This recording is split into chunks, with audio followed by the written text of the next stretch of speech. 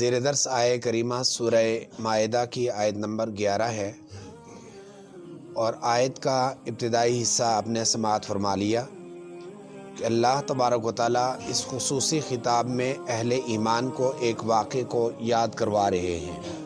ایک واقعہ آپ نے گزشتہ روز سماعت فرمایا، اور ایک دوسرا واقعہ ہے جس میں اکثر مفسرین نے اس کو تذکرہ فرمایا ہے کہ ایک غزوہ کے دوران آپ صلی اللہ علیہ وسلم صحابہ کرام کے ساتھ شریک تھے۔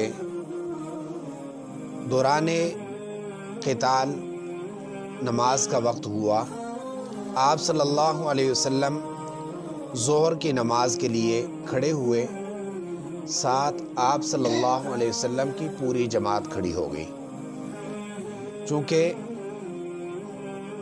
نبی پاک صلی اللہ علیہ وسلم کے امامت کے لیے صحابہ کرام یوں سمجھ لیجئے کہ تشنا اور پیاسے ہوتے تھے کہ کون سی نماز ہے جو ہمیں حضور کے ساتھ مل جائے۔ اس لالچ میں سارے کے سارے حضور صلی اللہ علیہ وسلم کے ساتھ کھڑے ہوئے۔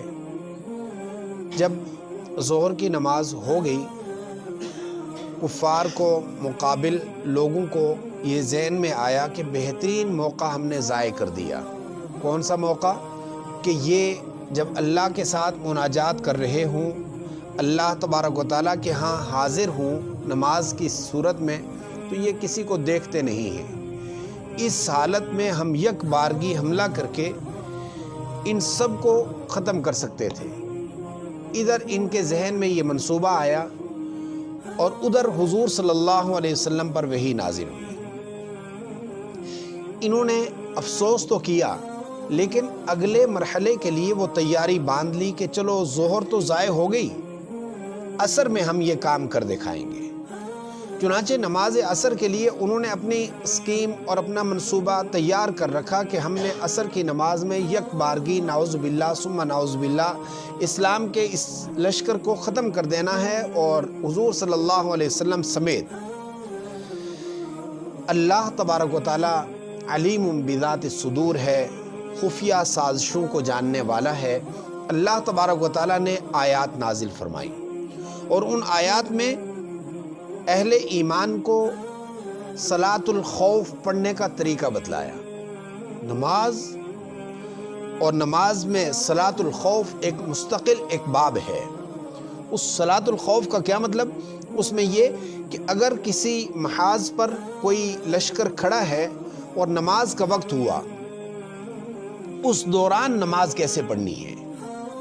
اندازہ لگا لیجئے کہ نماز کی اہمیت اس قدر زیادہ ہے کہ تھوڑی دیر کے لیے بھی وہاں پر یہ نہیں کہ چلو اگٹھی کر لیں گے، جیسے ہمارے ہاں تھوڑا سا عذر ہو جائے، بغیر کسی حیل حجت کے دونوں عصر میں پڑھ رہے ہوتے ہیں، ظہر کی اور عصر کی، کبھی مغرب اور عشاء میں پڑھی جا رہی ہوتی ہیں، بغیر کسی وجہ کے جمع کر لی جاتی ہیں، حالانکہ اس کی شرعاً کوئی گنجائش نہیں، سوائے چند مقامات جو حج کے دوران آتے ہیں، اس کے علاوہ کہیں بھی ثابت نہیں۔ رہا مسئلہ یہ کہ جہاد کے اس موقع میں جب اسلام کی سربلندی کے لیے ہمتاً سارا لشکر اپنا سر تیار، سر ہتھیلی پر رکھے ہوئے ہے، اس موقع پر تو گنجائش ہونی چاہیے، لیکن فرمایا اس موقع پر بھی نماز کی ادائیگی سے گنجائش نہیں، اس سے چھوٹ نہیں۔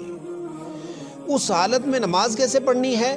تو فرمایا کہ اگر عصر کی نماز پڑھ رہے ہیں تو ایک جماعت کھڑی ہو جائے محاذ پر، دوسری جماعت امام کے پیچھے کھڑی رہے، اور وہ 2 رکعتیں پوری کرنے کے بعد جب امام قعدے میں بیٹھ کر اٹھنے لگے تو آپ وہ جو پہلی 2 رکعتوں میں شریک جماعت ہے، یہ اسی حالت میں چلی جائے، نماز کے دوران اٹھ کر چلی جائے، پیچھے چلی جائے، محاذ پر چلی جائے، اور وہ وہاں جو محاذ پر تعینات لوگ ہیں وہ چل پڑیں اور وہ امام کے ساتھ آ کر کھڑے ہو جائیں، اور آ کر وہ جو بقایا مسبوق کی طرح 2 رکعتیں پوری کریں۔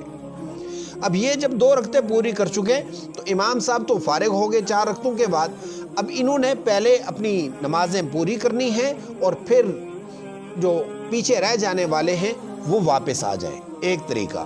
دوسرا طریقہ یہی کہ یہ 2 رکعتیں پوری کرنے کے بعد واپس تشریف لے جائیں، وہ واپس جو محاذ پر 2 پڑھنے کے بعد گئے ہوئے تھے وہ واپس آئیں، وہ اپنی 4 مکمل کریں، اور پھر یہ واپس آئیں اور یہ اپنی 4 مکمل کریں۔ یہ صلاۃ الخوف کا طریقہ نماز کا قرآن کریم میں مذکور ہے۔ اللہ تبارک و تعالیٰ اس واقعے کی طرف اشارہ فرما کے کہہ رہے ہیں یا ایھا الذین آمنوا اذکروا نعمت اللہ کی اس نعمت کو یاد کرو علیکم جو تمہارے اوپر ہوئی، اذ ہم قوم جب ایک قوم نے ارادہ کیا ان یبسطوا الیکم ایدیہم کہ وہ آپ اپنے ہاتھ تمہاری طرف بڑھائیں، فکف ایدیہم عنکم اللہ نے ان کے ہاتھوں کو روک دیا۔ کیسے روک دیا؟ کہ اگر عصر کی نماز میں یہ اپنی ترتیب کے مطابق نماز پڑھ رہے ہوتے ان کو حملہ کا موقع مل جاتا۔ اللہ تبارک و تعالیٰ نے پہلے سے صلاۃ الخوف کی آیات نازل فرمائیں اور لشکر کے 2 حصے کیے کہ ایک دفاع میں رہے، ایک محاذ پر رہے اور دوسرا نماز پڑھ رہا ہو۔ فرمایا واتقوا اللہ اللہ سے ڈرتے رہیں، وعلی اللہ فلیتوکل المؤمنون چاہیے یہ کہ اہل ایمان ہمیشہ ہر بار اللہ پر ہی توکل رکھیں۔ دعا فرمائیں کہ اللہ تبارک و تعالی ہمیں نماز کی اہمیت کو سمجھنے اور اس کو عمل کرنے کی توفیق نصیب فرمائیں۔ قل یا عبادی الذین اسرفوا علی انفسهم لا تقنطوا من رحمت اللہ